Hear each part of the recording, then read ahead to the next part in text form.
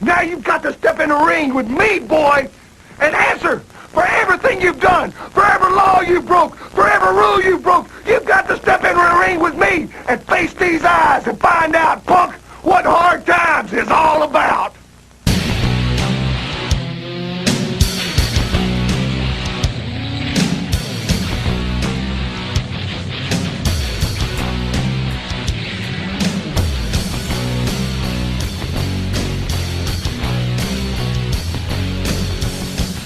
Hey old school wrestling fans, this is Mark again. Today I will be reviewing WWE's Classic Superstars Collector Series number 23 Big Bossman by Jakks Pacific from 2009. I got this on eBay for $13 plus shipping. As of this date, that would be a good base price. This figure should not give you any hard times on your wallet. Time to open it up. He is just over 7 inches tall. Articulation, leg, knee.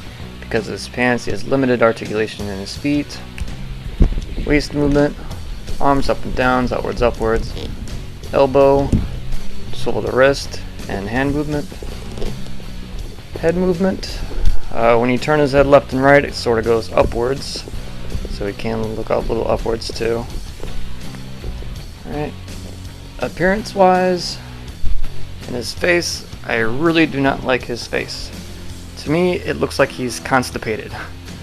He's got like a half-eyed, and a little grin. Yeah, I really don't like that. But at least the structure looks like him, I guess. His buzz cut hair could have been a smidge taller, I think. You can see the 2 tones of paint to simulate the thickness. But to me, it wasn't really that well executed. Now, for the body, my biggest complaint is that his shirt is untucked. Pretty much every match I remember seeing him in, his shirt somehow remains tucked in at all times, even by the end of the match most of the time. Let's see. Also with his shirt, he mostly left it open, exposing a lot of his cleavage. You don't get that here. In fact, they actually gave him a blue undershirt. What the heck did they do that for? Another complaint that I have is with his strap here. Should have ended more in the front rather than all the way around and then to his back.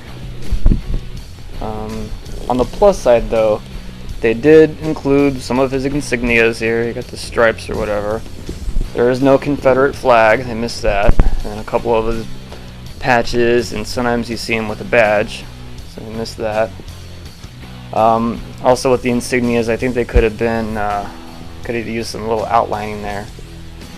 Now the Bossman writing is a little tricky because sometimes you see it on his left side here, but then also sometimes you see it on his other side. And when Big Bossman first appeared, it was nowhere. Also, if you look on the other side, there should have been yellow outlining here too, just like on this side. If you look at the prototype on the box, the yellow outlining is there, but it's not here. Moving further down, the yellow stripes on his pants are very faint. They could have definitely used one more coat of paint. And also to go more with the color scheme, they made the pegs yellow. So on the inside, you can actually see the yellow. So that's interesting. And also another thing I noticed, I've never seen this before in Jakks figures yet. I still don't really have that many. But his left hand here is really detailed. I mean, it really looks like, he has like so many wrinkles. You can see all the little indentations there and veins. His hand looks like it's 90 years old. It just looks like an old man's hand because there's so many rivets and dents in there. And then also with his forearm, they added some veins. I've never seen this mold before. Accessory-wise, of course, he comes with his nightstick. So that just fits in there just fine. Alright, and then he comes with a silver ball and chain.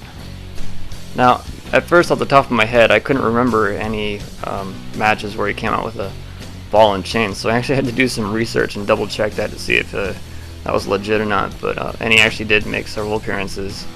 One with Bobby Heenan when they had a little feud or something like that, and it was actually silver.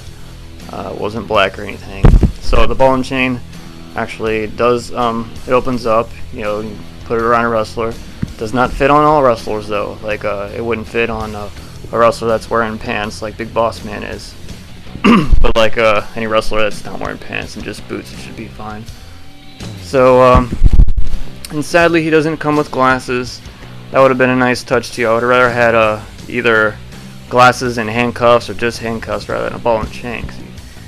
I've definitely seen him lock up people with handcuffs a lot more than obviously I didn't see him with ball and chain that much. So, I mean, but if you have spare glasses, I mean, these are from the model Rick Martel.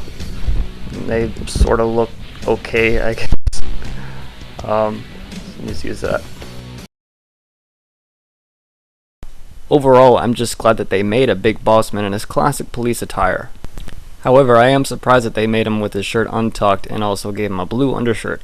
Even the old Hasbro line had no undershirt and some skin showing. But in the end, no figure's perfect, and this doesn't completely suck. It is cool to have.